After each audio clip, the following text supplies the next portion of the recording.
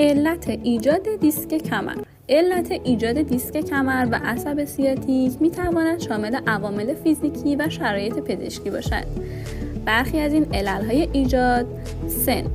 با پیشرفت سن، دیسک ها معمولا باعث کاهش کیفیت و انعطاف پذیری خود میشوند که این موضوع میتواند به بیرون آمدگی دیسک و فشار بر روی عصب سیاتیک منجر شود.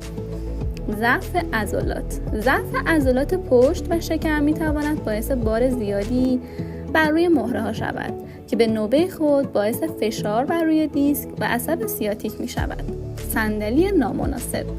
استفاده از صندلی نامناسب می تواند باعث فشار بر روی مهره ها شود که به نوبه خود باعث فشار بر روی دیسک و عصب سیاتیک می شود. ضربه مستقیم به ناحیه پشت بدن مانند ضربه به پشت می تواند باعث بیرون آمدگی دیسک و فشار بر روی عصب سیاتیک شود.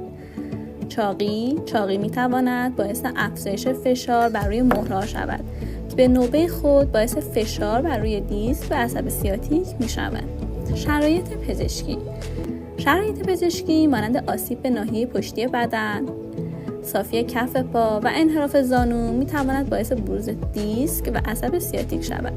استفاده نادرست از بدن به عنوان مثال برای حمل و نقل اشیاء سنگین یا برخی ورزش‌های خطرناک می تواند باعث ایجاد فشار بر روی مهره‌ها و بازوی عصبی سیاتیک شود. برای مشاوره و کسب اطلاعات بیشتر با ما تماس بگیرید.